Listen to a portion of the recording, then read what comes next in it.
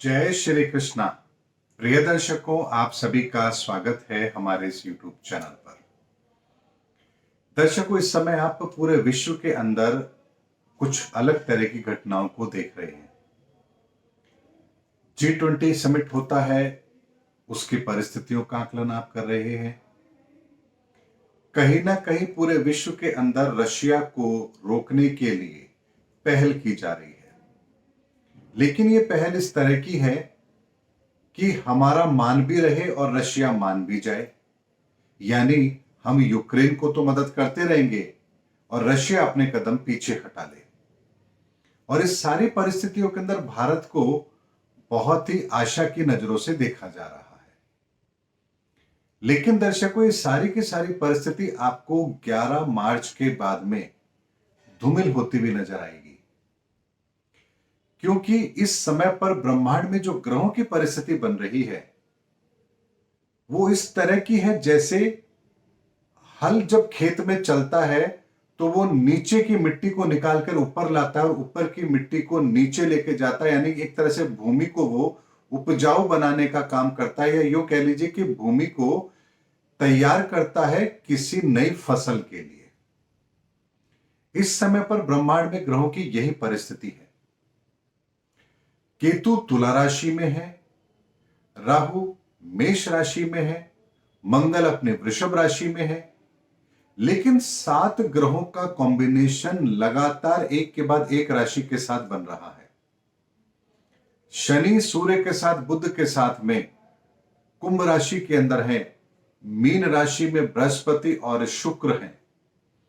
अब आप ऐसे समझिए कि सूर्य और शनि दोनों की मित्रता नहीं है और दोनों एक राशि में स्थित हैं, और वहां बुध भी स्थित है।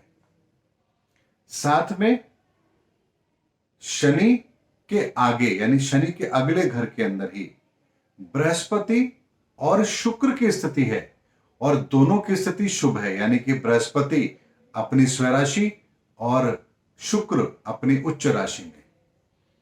यानी कि किसी तरह से परिस्थितियों को रोका जा रहा है बुद्धिमानी से। इस समय पर केवल यही परिस्थिति बन रही है।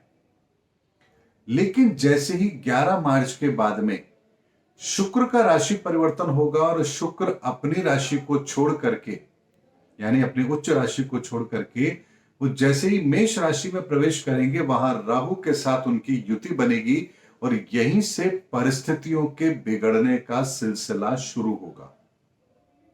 यानी जो भूमिका अभी तक बनाई जा रही है, किसी तरह से परिस्थितियों को मैनेज कर लिया जाए, डिप्लोमेटिक तरीके से रशिया को मना लिया जाए, या और कुछ भी करके किसी तरह से थोड़ा शांति के प्रयास किए जाएं, ये सारे प्रयास 11 मार्च के बाद में असफल होते हुए नजर आएंगे। और 11 मार्च के बाद में फिर किसी न किसी देश के साथ में ऐसी घटना जरूर होगी कि उसके संसाधनों को ब्रेक जरूर लगेगा। और इस समय पर जो परिस्थिति आप देख रहे हैं, जैसा कि आप देख रहे हैं पाकिस्तान के अंदर भी IMF ने कर्ज देने से मना कर दिया है, तो चाइना पाकिस्तान को कर्ज देने को तैयार हुआ है। लेकिन यहां पर भी आने वाले समय के अंदर 11 मार्च के बाद में चाइना यहां पर भी कोई तिगड़म लगाएगा और पाकिस्तान को मिलने वाली मदद के अंदर भी कोई ना कोई रोड़ा जरूर आएगा। यानी वो मदद आसानी से पाकिस्तान को ना मिले, ऐसी परिस्थिति भी बनेगी। और जितने भी जो प्रयास अभी किए जा रहे हैं शांति बहाली के या किसी तरह से युद्ध को रोकने के, इन सबको धक्का भी जरूर लगेगा और परिस्थिति फिर नए सिरे से नया रूप लेगी। क्योंकि इस समय पर ग्रहों की जो परिस्थिति बन रही है वो एक छोटा मौका दे रही थी दुनिया को कुछ बड़े कदम उठाने के लिए।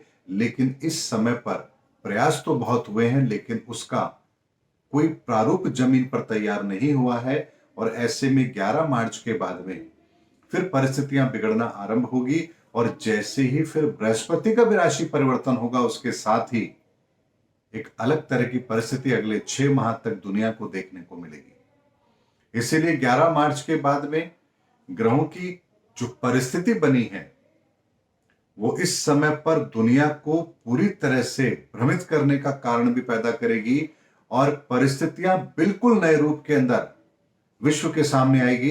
यानी अभी तक जो आप परिस्थिति हैंडल कर रहे हैं उसके विपरीत कुछ ऐसी परिस्थिति अचानक से सामने आएगी जिसको लेकर के भी विश्व यहां पर चिंतित होगा, और फिर उससे बाहर निकलने का रास्ता या उस परिस्थिति को संभालने के लिए फिर कोई रणनीति तैयार करनी पड़ेगी।